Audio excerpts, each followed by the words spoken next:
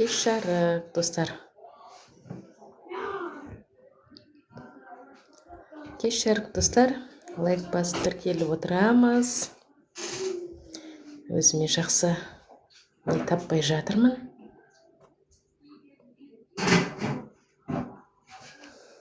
Эффект. Так, сақтап алған жоқ екен.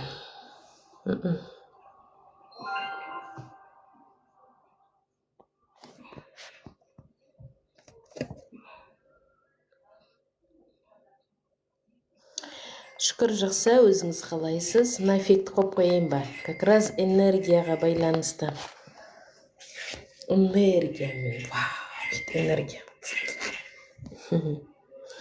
Кеш жарық, достар. Қалдарыңыз қалай?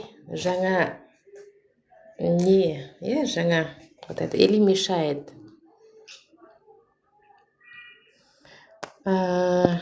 Жаңа не дейді бұны? Эффект. Энергиямен бірдей екен как раз. Кеш жарық, лайк басамыз, достар. Лайк басып тіркеліп отырамыз. Энергопрактик, энерготерапевт. Маманның парақшасына қош келдіңіздер. Сәлеметсіз бе?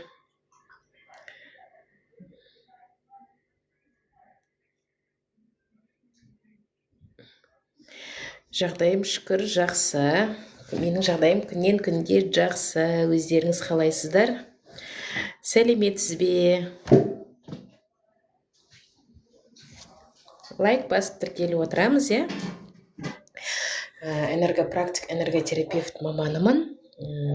Бұл енді оқыған нем бойынша, оқыған обучением бойынша, ал сіздерге түсінікті тілде айтатын болса, ментальный целитель, менталды емшімін. Адамның бойындағы бүкіл негативтерді тазартып, аурасын тазартып, жанын, тәнін тазартып, энергиямен, биотокпен емдейтін менталды емшімін. Бойыңыздағы барлық негатив дегеніміз ол тіл, көз, дуа, сиқыр, қарғыс, нала, сущностьтар, жын-жібірлер, қорқыныш, агрессия, өкпе-реніш деген сияқты барлық негативтерді тазартып, бойыңызды таза тұнық энергиямен қуаттайтын ментальный целитель. Сәлеметсіз бе? Тіл көз бар екенін қалай білуге болады дейді. Тіл көз бар екенін, тіл көз бар болса, жолыңыз жабыла береді. Бір жұмысты бастасаңыз, жұмысыңыз артқа кете береді. Шүкір жақсы, өзіңіз қалайсыз? Жұмысыңыз артқа кете береді. Қарым-қатынастан проблема шыға береді. Аяқ астынан болмайтын жерден, үйіңізде, отбасыңызда, туған-туысқандарыңызбен ұрыс шыға береді. Түсініксіз ауру сырқау бойыңызды билейді. Мысалы, бұрын сіздің, қалай айтсам болады, бұрын сіздің аяғыңыз или қолыңыз бір жеріңіз, любой органыңыз ауырмайтын, бірақ уже сол ауыра бастайды. Ол ауру бір жеріңіз ауырады, ол ауруды сіз барып, врачқа барып тексертесіз, анализ тапсырасыз, анализ жақсы болып шығады. Сенің анализің күшті, жүрегіңізден ұстауы мүмкін. Жүректі тексертесіз, барасыз, мынадай аппараттарын қойып тексереді, бірақ жүрегіңіз дұрыс, жүрегіңіз жақсы болып шығады, бірақ жүрегіңіз ауырады. Сөйтіп әр жерден ауру сырқау болып қысып тұрады. Дер кезінде тазаланбасаңыздар, тіл көз өтіп кететін болса, даже арқаға, любой жерге көз жара шығып кетуі де мүмкін. Оның соңы даже өте көп жүре берсе, адамды өлімге де алып кетеді. Қоя саш дейді, қоймайым сол. Иә, сол эффект алып тастаймын ау деймін. Маған да тоже ана ойымды жинақтап айтуға не қылып жатыр. Мешает такая. Так.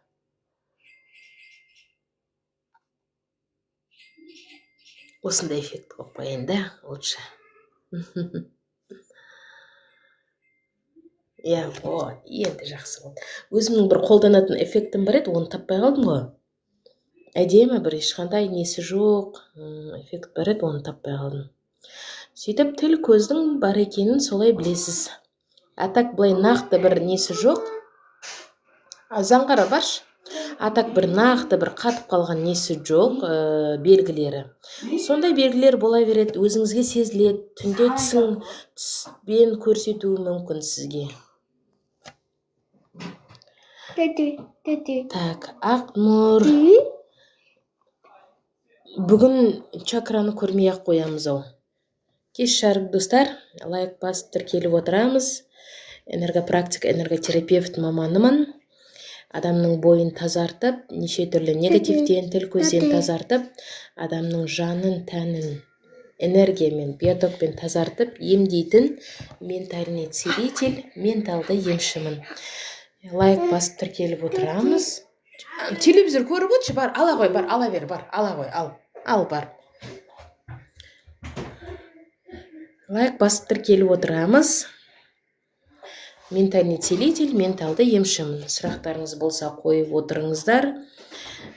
Кеше емес алдыңғы эфирде туған күн ай жыл бойынша разбор болды. Давайте бүгін разбор емес, бүгін сұрақ жауап эфирін жасайық. Сіздерге түсінікті тілде түсіндіріп берейін. Сұрақтарыңыз болса қойыңыздар.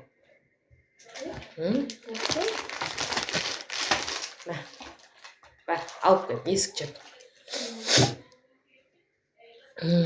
Бүйрек. Заңғар есік жаба қойшы. Бүйрек дейді. Жалпы бүйректің ауруы екінші чакраның блогын көрсетеді. Бізде екінші чакра свадхистана чакрасы бар. Сол свадхистана чакрасы адамның кіндігінің астында орналасқан. Екінші чакра бізде энергетика чакрасы. Адамның бүкіл жаңағы бойындағы энергияға жауап беретін, сізді жаңағыдай шаршамай, шалдықпай жұмыс жасауыңызға көмегін беретін энергия чакрасы. Әйел адамдарда женская энергия, сексуальная энергия чакрасы. Бұл екінші чакра қандай жағдайда блокқа түседі? Сіз қаншама жаңағыдай стресс, депрессия, апатия, қорқыныш, фобия, ашу, ыза, өкпе, реніш, осындай негативті энергияға түскен сайын сіздің екінші чакраңыз ластана бастайды. Екінші чакра ластанып, оның соңы сол айналасындағы органдарға ауру, сырқау болып жабысады. Мысалы, ол органдар матка, әйел адамдарда маткадан бірінші ұстайды, себебі бұл кіндіктің астында орналасқан. Одан кейін бел, бүйрек, бел омыртқа, сегіз көз осы органдарға кері әсерін тигізеді. Ал енді энергочистка барысында сіздің екінші чакраңызды тазартып, бүйрегіңізге, ауыратын бүйрегіңізге биотокпен ем жасалған кезде уже сіздің бойыңызға ем жүре бастайды. Бүйректе киста бар, екі жағында дейді. Сол кистаға ем аламын дейтін болсаңыз, жеке тазартуға емге жазылыңыз. Тазарту барысында бірінші чакраңызды тазартамыз. Себебі бұл бүйректегі кистаңыздың түпкі мәні екінші чакраның минусы, екінші чакраның блогынан болып тұр. Екінші чакраңызды тазартып алғаннан кейін барып сіздің бүйрегіңізге ем жасайтын болсақ, онда жақсы нәтиже көресіз.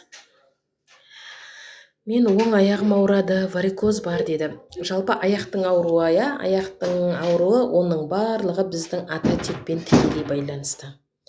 Аяқтағы сүйектер, жалпы адамның бойындағы барлық сүйектердің ауруы. Аяқтағы сүйектер, қолдағы сүйектер, жамбастағы сүйектер, белдегі сүйек, бел омыртқа, сегіз көздегі сүйектер. Оның барлығы біздің ата текпен байланысты. Даже мына біздің тістің өзі сүйек. Тістің өзі біздің ата текпен байланысты. Егер аяғыңыз ауырып жатыр ма, қолыңыз ауырып жатыр ма, бел, бүйрек тоқтамай қайта ауырып жатыр ма? Бірінші ата тектің энергиясына жалғану керек. Ата текті ДНК деңгейінде тазарту қажет болады. Ол не үшін болады, аяқтың ауру сырқауы? Мүмкін сіздің ата тегіңіз, бұрынғы өмірден өткен ата бабаларыңыз, ата әжелеріңіз кезінде бір жамандық жасаған болса, біреудің жекесіне өткен болса, біреудің бірдеңесін тартып алған болса, себебі олар да кезінде адам болып өмір сүрді ғой, олар да кезінде бір жамандық жасады, жақсылық жасады деген сияқты. Егер сондай сол өмір сүрген кезеңдерінде біреудің жекесіне өтіп жамандық жасаған болса, сол жамандығы ата тектік энергияны байлап қояды, түйін болып байланып тұрады. И сол ата тегіңізден бері қарай энергия өтпей қалады. Ал ата тектен сізге энергия келмеген уақытта уже адамның сүйегі ауыра бастайды. Сүйегі қақсап ауыратын болады. Жаңа буындарыңыз ауырады, тізенің буындары сырқырап ауырады. Анда әпшеге айт, әпшеге ашып береді, бар. Ашылмайды ғой, ашылмайды. Бар. Есікті жауып шығып кет.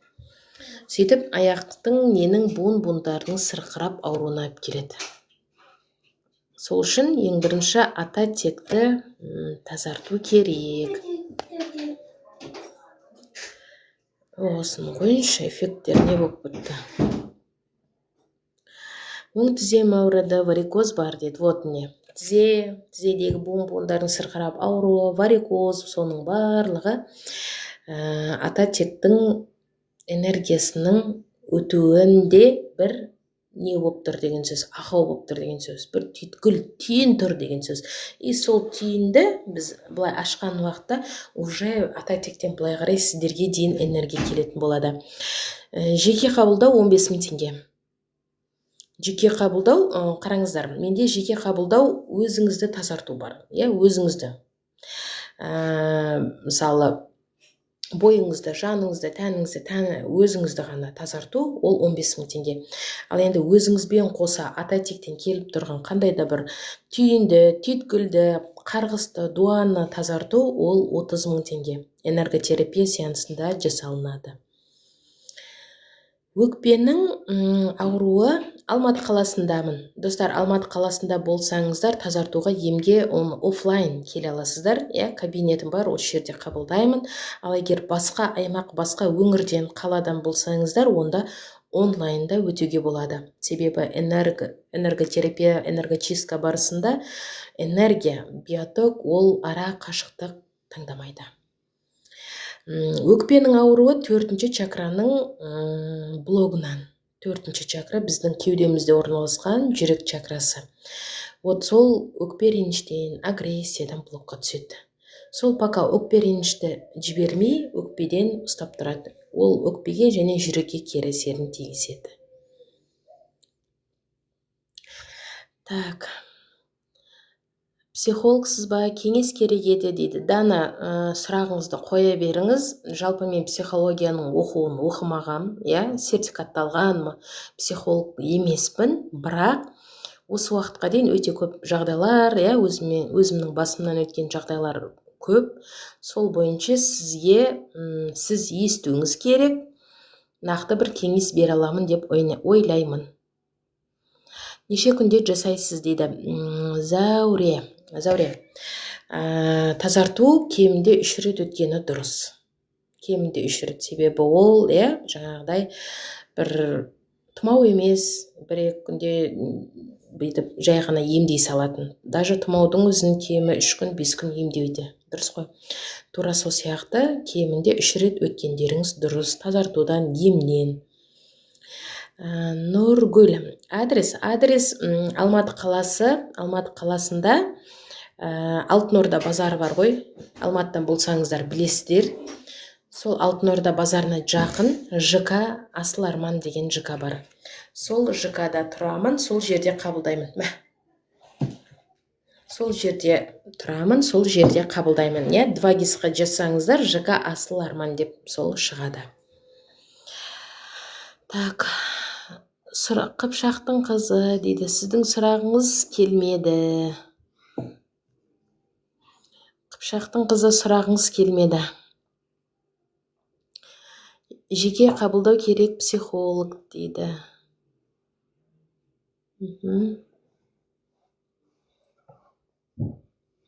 Психолог, жеке қабылдау керек қой. Бірақ мен оқыған психолог емесмін. Мен ментальный целительмін, менталды емшімін. Адамның бойын тазартамын, жанын тазартамын, емдеймін. Бірақ осы уақытқа дейін өте көп психологиялық психологиялық сабақтардан өткенмін. И өзімнің басымнан өткен қаншама жағдайлар бар, солар бойынша разбор жасай аламын. Игнор кімге? Қабылдау қанша бағасы?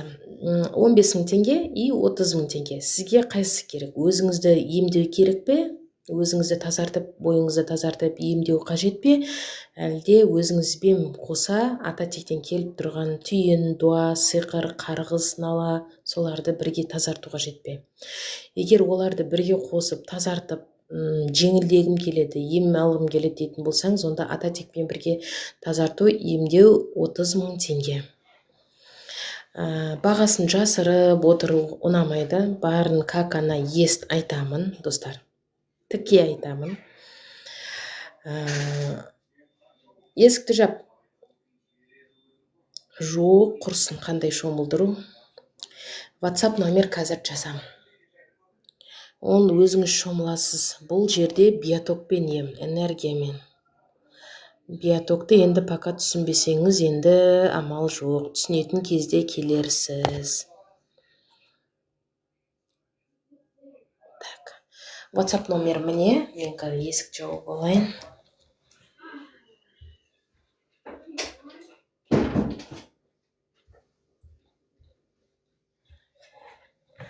Так, WhatsApp номер на қолымның тұсында тұр. Так. 30.000 теңге 3 күн қарайсыз ба? Жоқ, 1 күн. 1 күн. Қай қаладан? Жексен, Алматы. Сәлеметсіз бе? Сәлеметсіз бе? Так, Нұрсұлтан, сіздің сұрағыңыз келіп жатқан жоқ. Білесіздер ма? TikTok арасында сұрақтарды не қылады? Бөледі. Кейбір адамдардың сұрағы келмей қалады. Тура сол сияқты сіздің сұрағыңыз келмей тұр. Нұрсұлтан. WhatsAppқа жазыңыз. Кеш жарық. Достар, лайк басып тіркеліп отырамыз.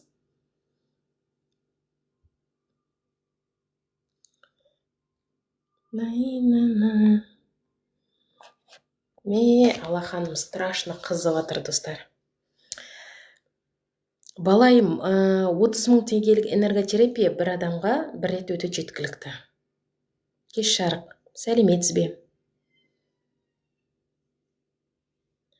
Бір адамға бір рет өту жеткілікті. И энерготерапиядан бір рет өткен кезде бір адамға 6 айға жеткілікті ол. Ал мен 3 рет ол 15.000 теңгелік тазартуға келген кезде кемінде 3 рет келіңіз деп айтам. Ал энерготерапияға 3 рет келіңіз деген жоқ.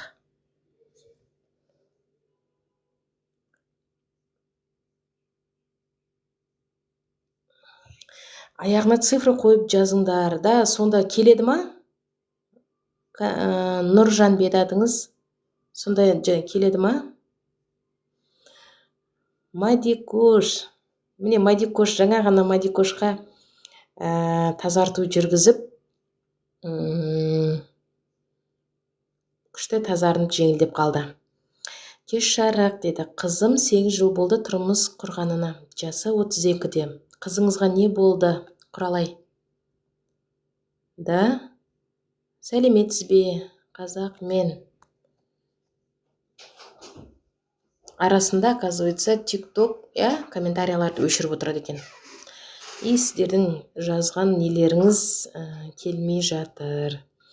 Бала көтереме дейді. Құралай, сіз кімді? Қызыңызды энерготерапияға алып келіңіз. Энерготерапияға келген кезде өзіңізді мазалайтын 10 шақты сұрақты дайындап келесіз. Сол 10 шақты сұрақтың жауабын алуға болады. Сол кезде қызыңыз келген кезде қызыңыздың бойын тазартамыз, не үшін ол осы уақыт аралығында бала көтере алмай жатыр? Себебін білеміз. Егер оның себебі осы өмірден болса, немесе өткен өмірден болса, немесе бір ата тектен келіп тұрған қандай да бір негативтің әсерінен болатын болса, онда тазартылады, ем жүреді биотокпен, одан кейін барып уже нәтижесін кейін күтесіз. Сәлеметсіз бе? Ол үшін энерготерапияға келген дұрыс қызыңыздың өзі. Себебі қызыңыз ғой көтере алмай жүргенде, ол сіз келсеңіз, ол нетілмейді. И энерготерапияға келген кезде 10 шақты сұрақтарыңызды дайындап келесіздер. Ол энерготерапияның құны 30 000 теңге. Жаңағы өзіңізбен қоса ата текті де бірге тазарту, емдеу, ата текті ДНК деңгейінде тазарту. Алматы қаласынанмын. Егер Алматы қаласында болсаңыздар, офлайн келуге болады. Ал егер басқа қаладан, өңірден болсаңыздар, онда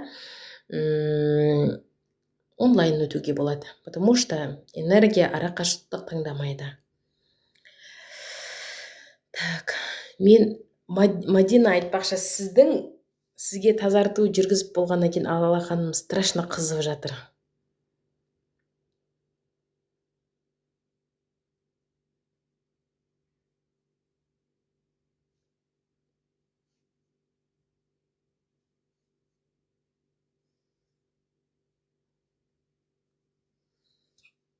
Жиырма үш болыпты сағат. Кеш жарық, жаңадан келіп жатқан ханымдар, мырзалар, энергопрактик маманымын, ментальный целитель, менталды емшімін. Адамның бойындағы бүкіл негативтерді тазартып, жолыңыздың ашылуына, ақша каналыңыздың тазартылуына, қандай сізге кедергі келтіріп тұрған нәрселер бар, соның барлығын тазартуына көмек беретін, тазарту жүргізетін маманмын. Енді маман, ментальный целитель, менталды емші.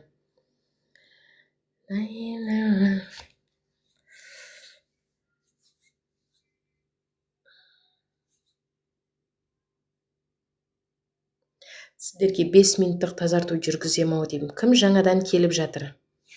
Кім жаңадан менің эфиріме келіп жатыр, достар?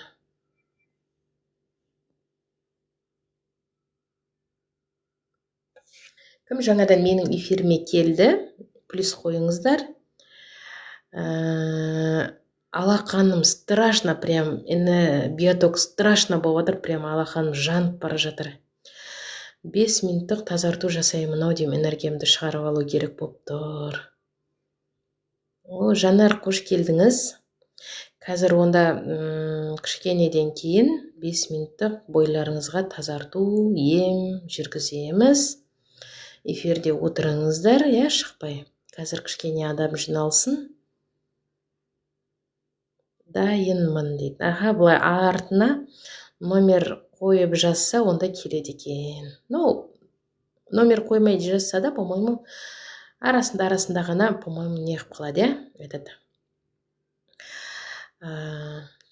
жеңілдеп күшті сезімдемін. Сізге үлкен рахмет дейді. Клиенттеріңіз көп болсын. Менде 2 алақаным қызды дейді. Мади кошу. Ем болсын. Сәлеметсіз бе? Мен жатырмын. Болады.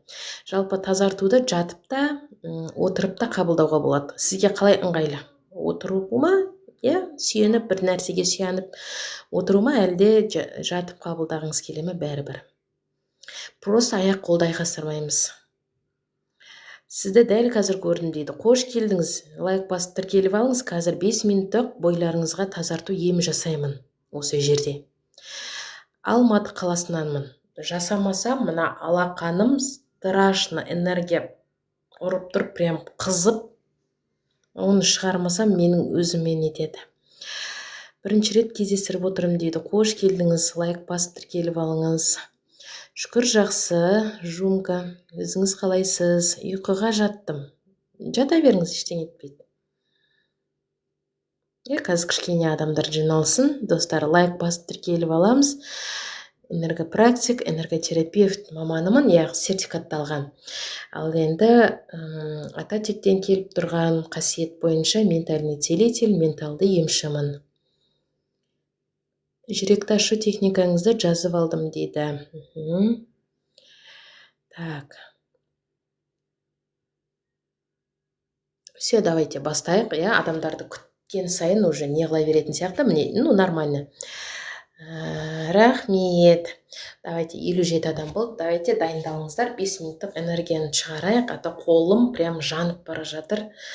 Шығармасам болмайды, Давайте тазарту барысында, ем барысында көздеріңізді жұмып, емін еркін либо отырыңыздар, либо жатыңыздар.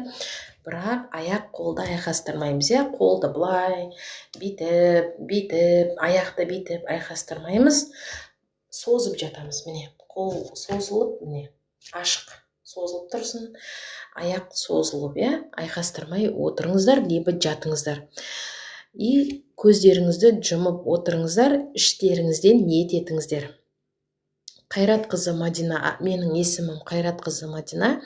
Қайратқызы Мадина арқылы, менің энергиям арқылы тазарынуға ниет еттім. Немесе қандай неге?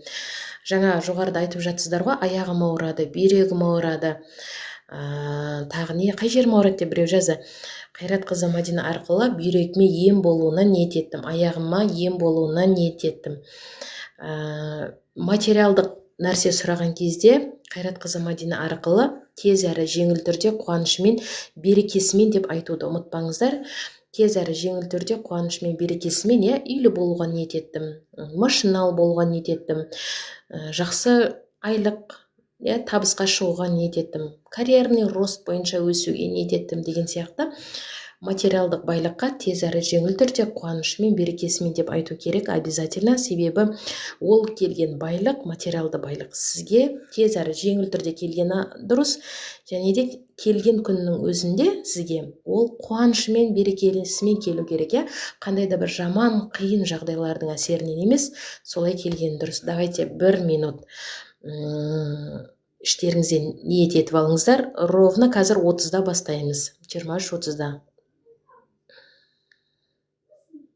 Іштеріңізден ниет етіп, 5 минуттық тазартуға, емге қатысыңыздар, потому что жасайын, биоток прям алақанымнан өте мощный шығып тұр қазір. Қолымды қыздырып бара жатыр, шыдатпай шығарып алайын.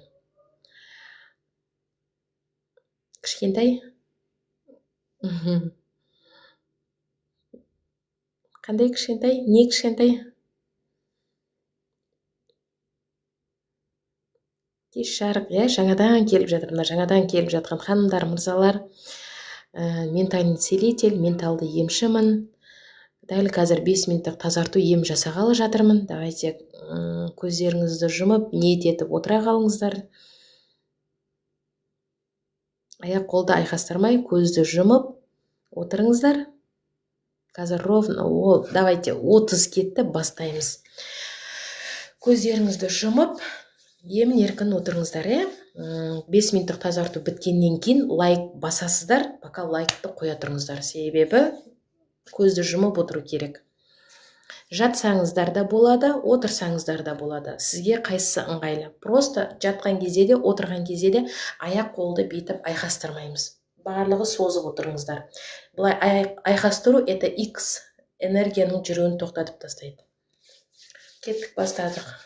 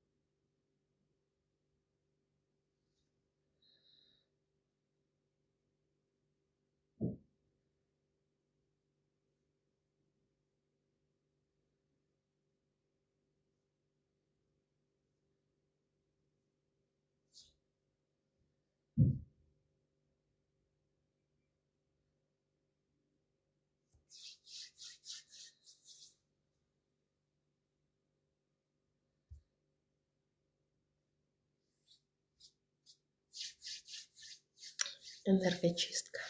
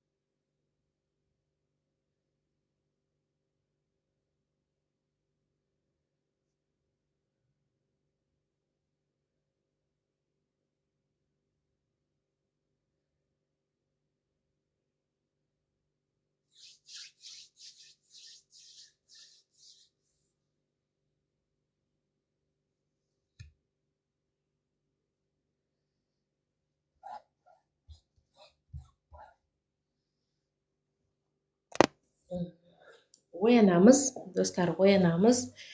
5 минуттық тазартуға емге ниет етіп қатысқан жандар, көздеріңізді ашып оянамыз.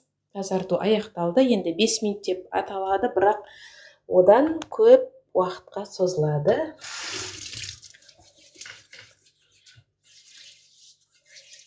Кім қатысты 5 минуттық тазартуға? Оянамыз.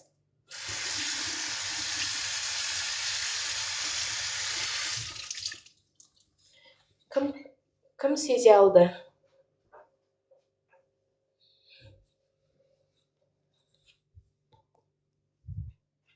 Бүгін сіздердің бірінші және екінші чакраларыңызға тазарту ем жасалынды. Бірінші чакра. Асқазаным ауырып кетті дейді. Значит, гүлім, сол асқазаныңыздың тұсында не бар? Блок бар. Асқазаныңыздың тұсындағы блокты тазартып шешу керек. Күшті жылап жатырмын дейді. Ем болсын, жылау арқылы ішіңіздегі негативті босатыңыз.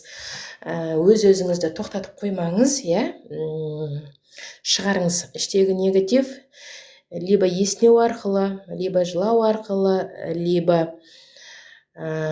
іш өту арқылы солай шығады, шығарыңыз. Өкіріп ішім бүлкілдеді дейді. Негативке толып қалған екенсіз. Тазарту керек сізді.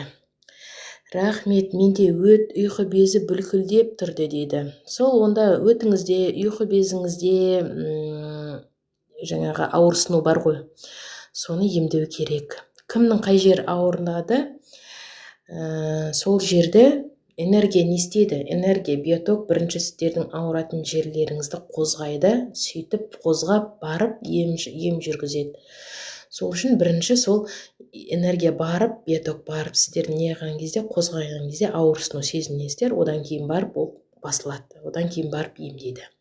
Любой десім, мысалы сіз дәріні ішсеңіз де бірінші сол ауыратын жеріңізді қозғайды дәрінің өзі. И одан кейін барып ол не қылады, жазады, тура сол сияқты ғой. Екі алақаным шымырлап кетті дейді. Энергия жүрген ғой, значит, екі алақаныңызда тоже, может, сізде, Светлана, биоток бар болуы мүмкін. Екі қолым ауырлап кетті ғой дейді. Гүлім, сүйектеріңіз ауырып жүр ма? Өкіріп жылап жатырмын. Жылаңыз, ұстамаңыз, главный сол келіп тұрған эмоцияны ұстап қалмаңыз. Ешкім көрмейтін жерге барыңыз да жылаңыз. Жылау арқылы шығару керек. Тамағымнан ұстап тұр дейді. Айша, онда мына 5-ші чакраңыз блокта болып тұр. Міне осы 5-ші чакраңызға тазарту керек, ем керек мына сонда. Рахмет, Алтынай. И мынаған тамаққа ем керек. Неге жылап жатыр дейді. Қол өнер, жаңа ғана мен 5 минуттық тазарту жүргіздім. Сол іштегі негативті қозғаған, сол іштегі негативтің барлығы жылау арқылы, көз жасы арқылы шығып жатыр. Кейбір адамдарда көз жасы арқылы шығады, бір адамдар кекіріп шығарады, бір адамдар есінеп шығарады, бір адамдар іші өтіп, понос болу арқылы шығарады. Әркім әртүрлі жолмен шығарады. Жөтелгім кеп дейді. Гүлім, мына тамақ тұсыңызда онда блок бар, тазартып емдеу керек. Терледім қатты дейді, күшті. Біреулер даже осылай термен де шығарады. Тер арқылы, су арқылы тоже ішіңіздегі негатив шығады. Мен де ішімнен ауырам, ішім ісіп кетеді дейді. Емге келіңіз, жеке емге келіңіз, тазартып емдейміз.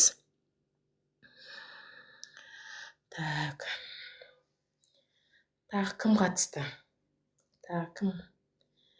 Даусым өзгеріп кетті дейді. Ештен етпейді. Ничего страшного. Болады, любой нәрсе болады.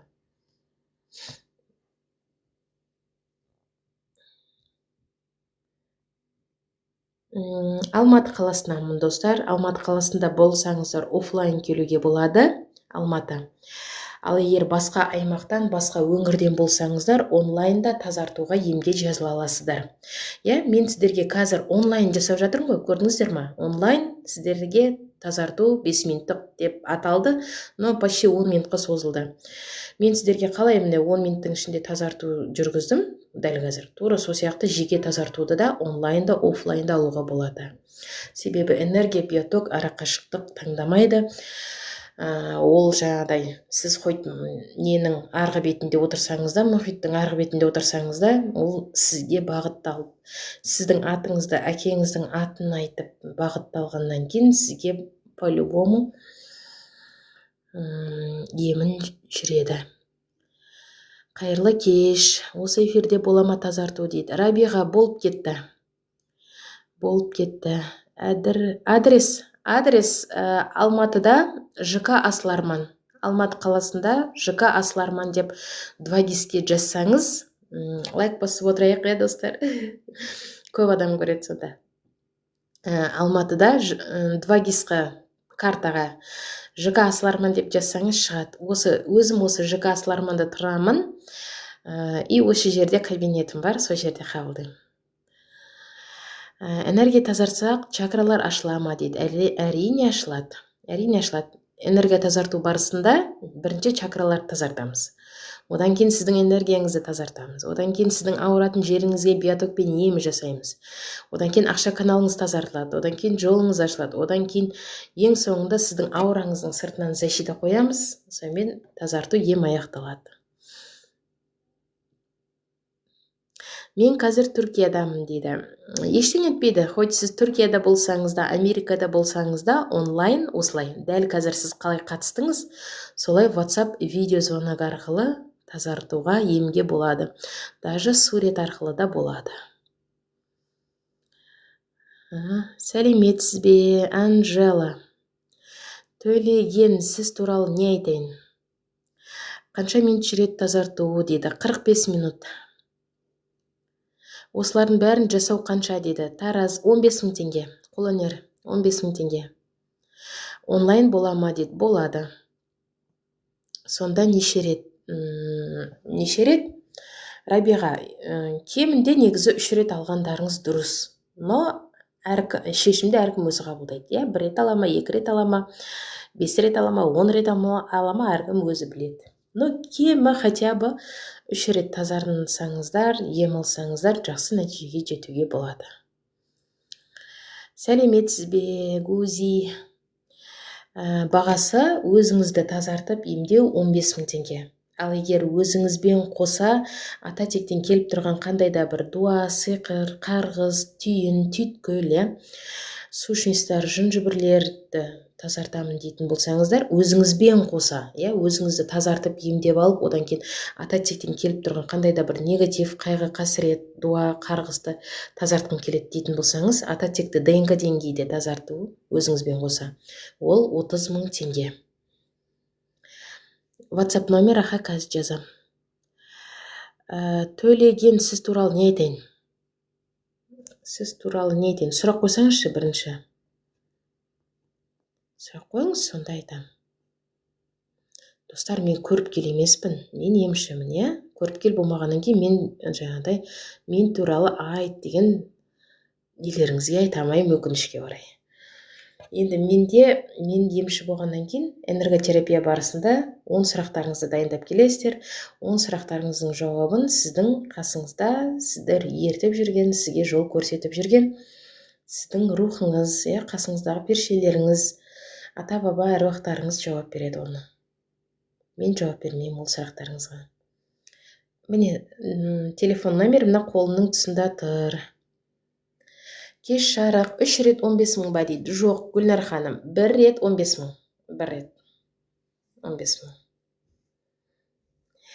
Ойда жоқта бір нәрселерге тап бола беремін дейді. Қолөнер жолыңызды аштырсаңызшы. Вот энергочисткаға келіңіз.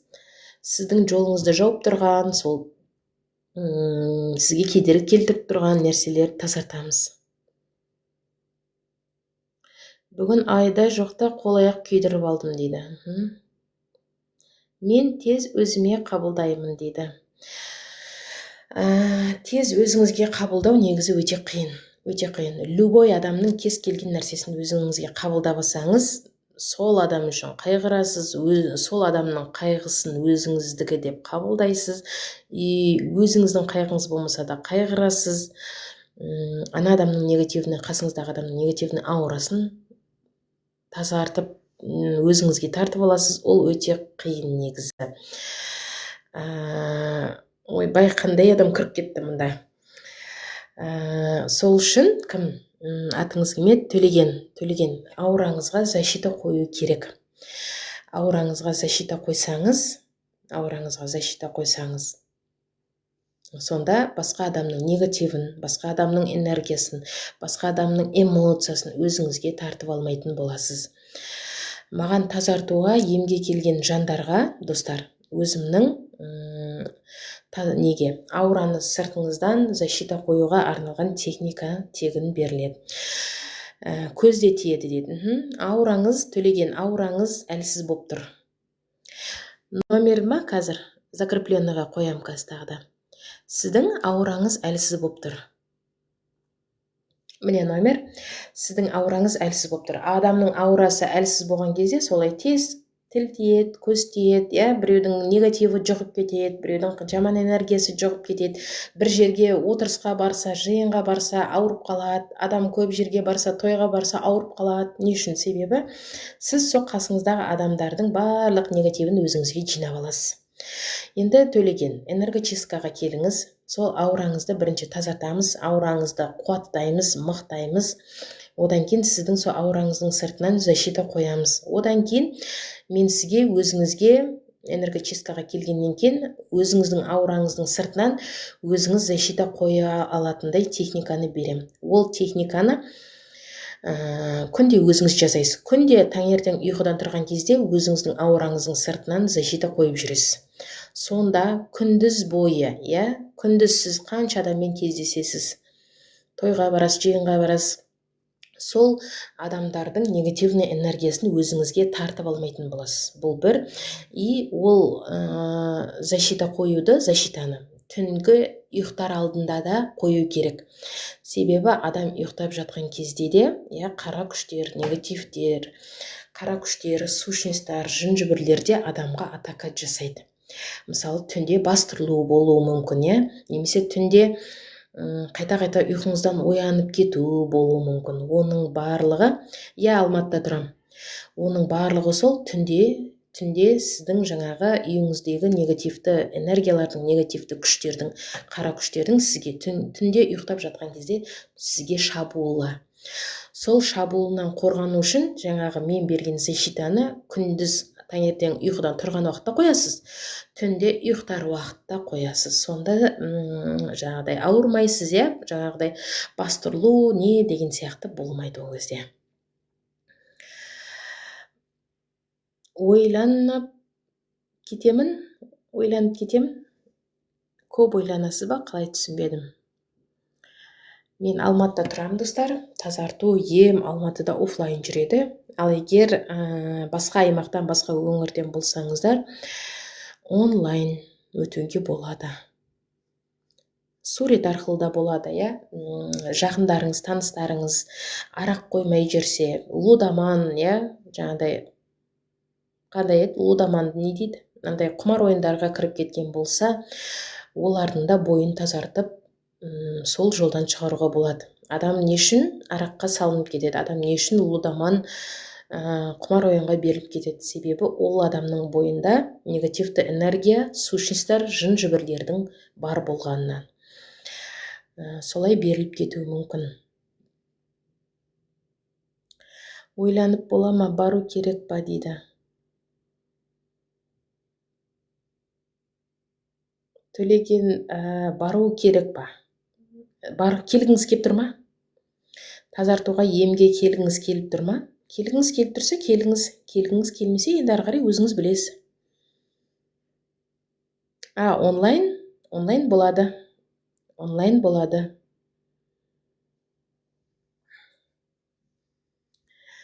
Төлеген, Жетісайдансыз ба? Жетісайдан болсаңыз онлайн алыңыз. Жалпы мен Жетісайдың қызымын. Жетісайдың ар жағында Мырзакент деген ауданның қызымын, Мырзакенттің қызымын. Қызылорда облысы Жаңақорған ауданына тұрмысқа шыққанмын, Алматыда тұрамын. Жетісай дегенде көзіме недей басылды. Оттай басылды. Мама, папам, төркінім сол Жетісайда, Мырзакентте.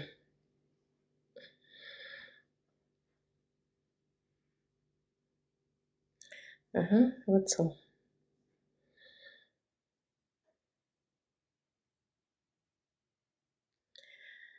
Бір тема айтайықшы дейді. Гузи, давайте бастаңыз, бір тема. Достар, еще мен былай тазарту, ем жасаймын деп айтып жатырмын ғой сіздерге. Одан бөлек тылсым әлем жөнінде де, рухани даму, рухани ояну туралы да ақпараттар, темалар айтамын. Егер қызық болса, қойыңыздар, потому что мен тазартуды, емді, мысалы энерготерапия жаңа жасаймын дедім ғой. Энерготерапия жасаған кезде мен әруақтармен жұмыс жасаймын. Әруақтар сіздің бойыңыздағы барлық негативті тазартады, солар. Сіздерді емдейді әруақтар. И нәзік әлем, тылсым әлем, мен байланысым бар. Солар туралы, рухани ояну, даму туралы сұрақтарыңыз болса қоя беріңіз. Қандай тема айтамын мен? Бастаңыз, бірінші, давайте Гузи бастаңыз, бір тема. Или басқа адам кім? Ары қарай дальше кете береді, мысалы. Мінезге бұрынғы душа әсер ете ме дейді. Әсер етеді. Жалпы біз, қанша жыл болды, қай жылғысың дейді. Мен бұл салада айналысып келе жатқаныма 2021-ден бері. 2021-ден бері, 4 жыл болды ма, 4,5 жыл болыпты. Өзім 92 жылғымын, жасым 33-те. Бүкіл дене қандай түсінбедім. Бүкіл дене кыма деген қандай? Адам, жалпы адам. Бүкіл адамның өткен өмірі бар. Бүкіл дене тазарама дейді. Тазарады. Бүкіл адамдардың жалпы өткен өмірлері бар. Біз бұл өмірге бір рет келмейміз. Біз бұл өмірге өте көп рет келеміз. Біздің өткен қаншама өмірлеріміз бар. Жер бетінде өмір сүрдік біз қаншама рет келдік. Сол өткен өмірлеріміздің эмоциялары біздің қазіргі өмірімізге әсерін береді. Жаңа сіз ГУЗИ сұрадыңыз ғой, әсерін береді. Қандай жандар біздің өмірімізге әсерін береді? Біз өткен өмірде опыттан өте алмай қалған болсақ, бұл жаңадан келіп жатқандарға енді бір жаңа тема болып, түсініксіз болып жатқан шығар, бірақ тыңдай беріңіздер, алда болашақта түсініп кетесіздер. Өткен өмірлерде опыттан өте алмай қалған, тәжірибеден өте алмай қалған, қандай да бір астралға кеткен, тозаққа кеткен біздің жандарымыз, екі әлем ортасында қалып қалған жандарымыздың эмоциялары біздің қазіргі өмірімізге әсерін береді. Бір адамға күніне 50-100 жанның эмоциясы әсерін береді. Мысалы, таңертең отырасыз, вроде бәрі нормально, аяқ астынан сізде уже ашу қыса бастайды. Аяқ астынан жылағыңыз келіп кетеді. Аяқ астынан бір түрлі түсініксіз сезім билеп алады бойыңызды. Тура сол сияқты сондай неше түрлі эмоциялар адамға әсерін тигізеді. Біздің екі әлем ортасында қыстырылып қалған қаншама жандарымыз бар, призрак болып жүріп қалған. Мысалы, дәл қазір қарасаңыздар, бұрынғыға қарағанда қазір адамдар өте көп өмірден өтіп жатыр. Қазіргі өтіп жатқан адамдардың да жандары екі әлемнің ортасында қыстырылып қалуы мүмкін, призрак болып, елес болып. Яғни жоғарыға, барзақ әлеміне кетпейді, ал жерге қайтадан келейін десе, мына физикалық дене өліп қалған, жан екі ортада елес болып қалып қалады. Жетісайға пока қазір бармаймын. Недавно осы ноябрьде барып келдім, поэтому қазір бара алмаймын. Егер сіздің туған туысқандарыңыз, жақындарыңыз, внезапный смерть болса, например, аяқ астынан авария болды, насмерть сол жерде кетіп қалатын болса, егер жан дәл қазір аяқ астынан өліп кететін болса, онда жан жоғары көтерілмей екі әлем ортасында қалып қалады. Не үшін? Себебі жан өзінің өлгенін мойындамайды. Мен тірімін, мен кетпеймін ешқайда деген сияқты жоғары қарай, жоғары барзақ әлеміне көтеріліп кетпейді, төмен келейін десе, мына физикалық дене өліп қалады. Сөйтіп, внезапный смерть болған кезде адамның жаны екі әлем ортасында қалып қалады, көтерілмей, елес болып. Ол жанды біз не туралы, мысалы, энерготерапия барысында, егер жан қалып қалған болса, онда көтеріп жіберуге болады. Одан кейін мына әлемді қимай кетсе, мысалы, мына өмірді қимай кететін адамдар болады ғой, мысалы, бала шағамды кім қарайды, немді кім қарайды деген сияқты, мына өмірді қимай кетсе, онда жан екі әлем ортасында қалып қалуы мүмкін. Келесі, жан адам егер мына өмірден өзінің материалды байлығын, үйін, машинасын, любой материалды байлығын қимай кететін болса, жаны жоғары көтерілмей, екі әлем ортасында қалып қалуы мүмкін. Ол кезде кәдімгідей жаңағы жан жер бетінде тірі адам сияқты өмір сүре береді. Просто физикалық денесі жоқ, но бірақ жан ретінде өмір сүре береді.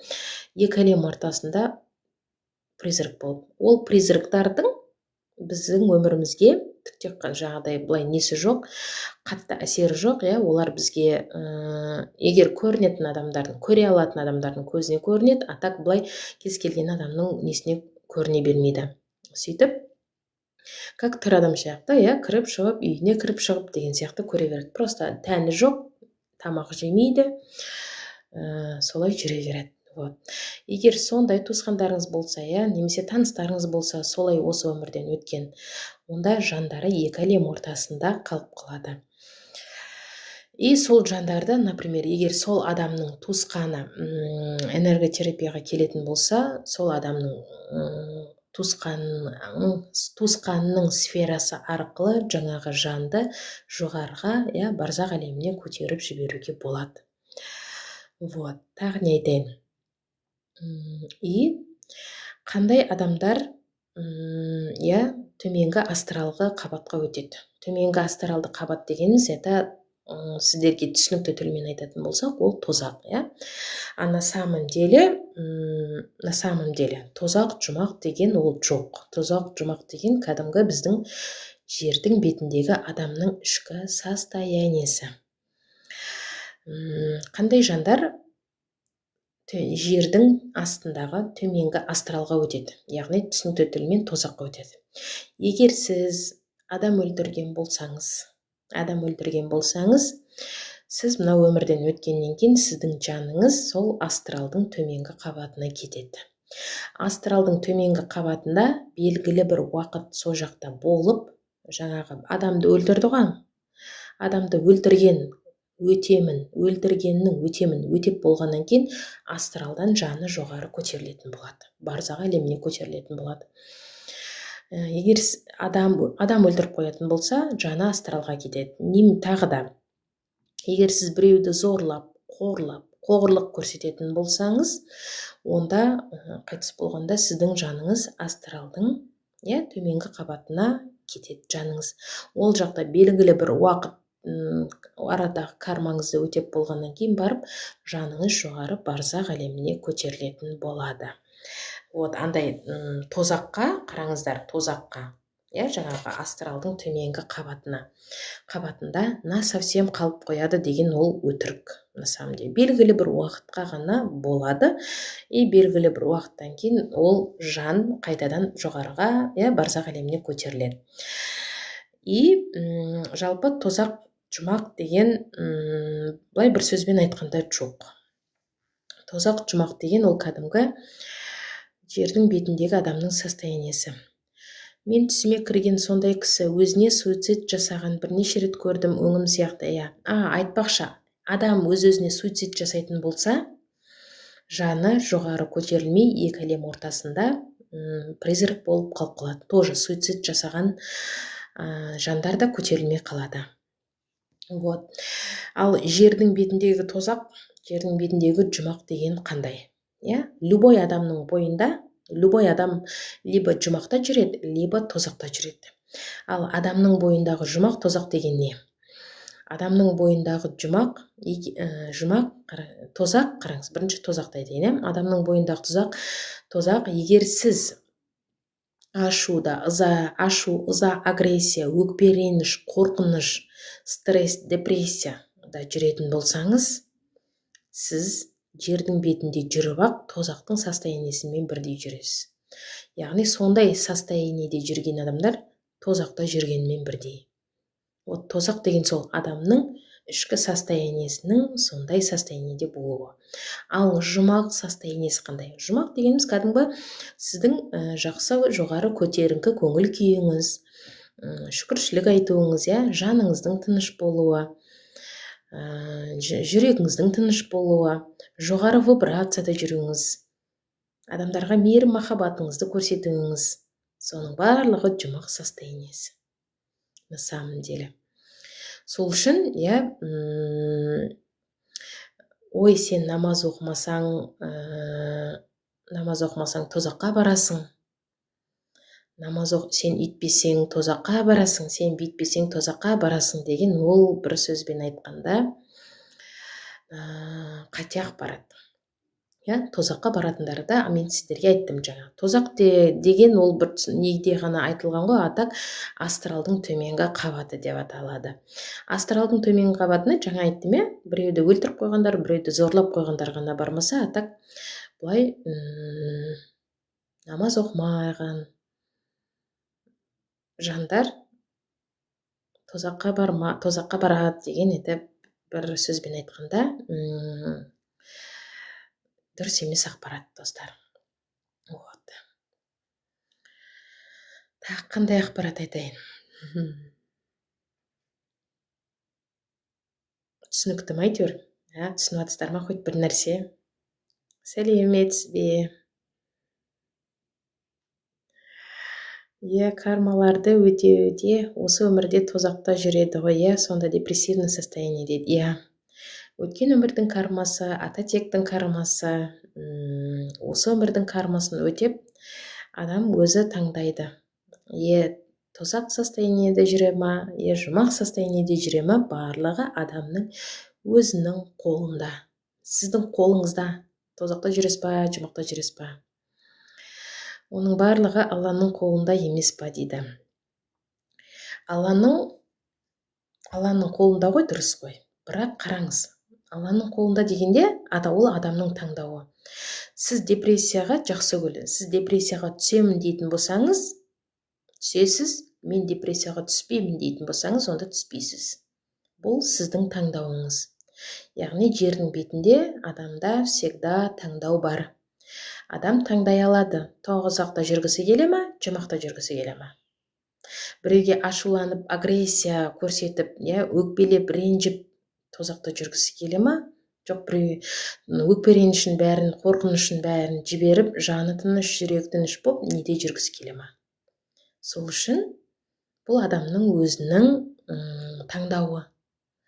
Ал жердің бетіндегі адамның таңдауына даже Құдайдың өзі араласа алмайды.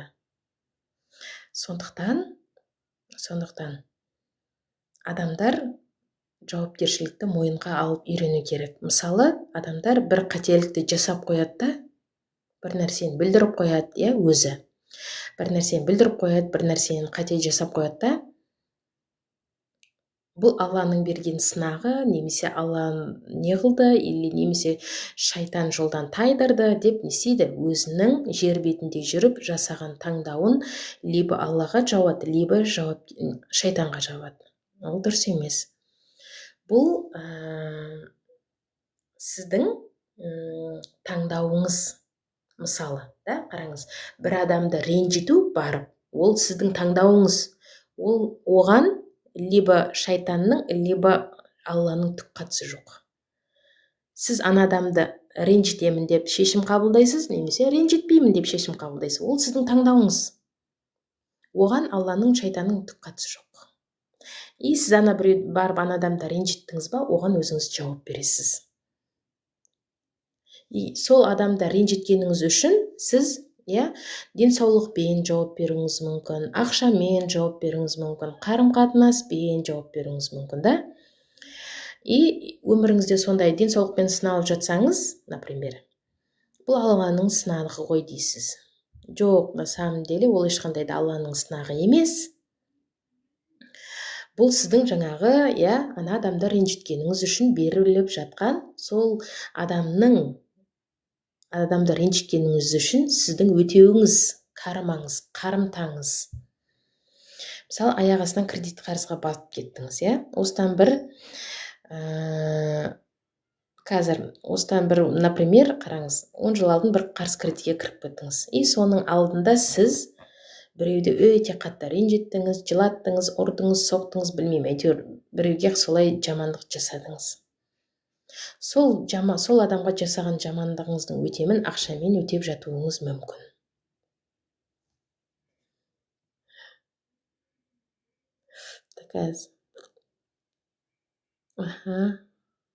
Рухани байлық. Осының өзі Маржан ханым рухани байлық. Осыны түсіне білген адамға. Қайырлы кеш, ақша потогын ашатын техника бола ма деді. Жұлдыз ханым, энергочисткаға келіңіз, 15 000 теңгелік. Сізге ақша потогын ашатын техниканы берем, тегін берем. Жалпы достар, энергочисткаға, терапияға келген жандарға жаңағы защита қоятын техника, ақшаға қатысты техникалар тегін беріледі. Мен түспедім, Аллаға шүкір, дейді. Адам екінші рет өмірге келе ма дейді. Адам екінші рет өмірге келеді. Адам бұл өмірге өте көп рет келеді. Біз кәдімгі жерде өзіміздің рухымыздың опытын толтырып жүрген рухтың қолындағы козырмыз ғой. Как мына шахматтың алдыңғы қатарында тұратын печка дейді ғой. Печка дей ма? Вот сондайларымыз ғой. И рух опыт жинау керек. Адамның рухы опыт жинайды жерден. Неше түрлі опыттардан, неше түрлі тәжірибелерден өтеді. Ал рух тәжірибені қалай алады? Адамдар арқылы алады. И рух жерге бір емес, өте көп жандарды жерге жібереді. Сол үшін адам бұл өмірге бір рет келмейді, өте көп рет келеді. Инкарнация, реинкарнация дегендерді естулеріңіз бар шығар, қазір айтамыз оны. Қате емес пе барлық, Алланың қалауы емес пе дейді. Жоқ, Алла адамға ешқандай да жамандық тілемейді. Адамның қазір өмірінде қандай да бір қиыншылық, қандай да бір лайк басып отырайық, давайте достар, көп адам көрсін. Адам, қараңыздар, адамның өмірінде дәл қазір сіздің өміріңізде қандай қиыншылық болып жатыр? Қарым-қатынас па, денсаулық па, ақша ма, қандай қиыншылық болып жатыр? Оның барлығы Алланың сізге бергені емес. Оның барлығы сіздің өткен өмірдегі кармаларыңыз болуы мүмкін. Ата тектен келіп тұрған карма болуы мүмкін, немесе осы өмірдегі кармаңыз болуы мүмкін, немесе сіздің рухыңыздың сізге берген сабағы болуы мүмкін. Ол рухыңыздың сізге берген сабағы болуы мүмкін, Алланың емес. Атак Алла ешкімге жаманшылық тілемейді, ешкімге жаманшылық бермейді. Шатаспаймыз, осы жерде. Ауру ол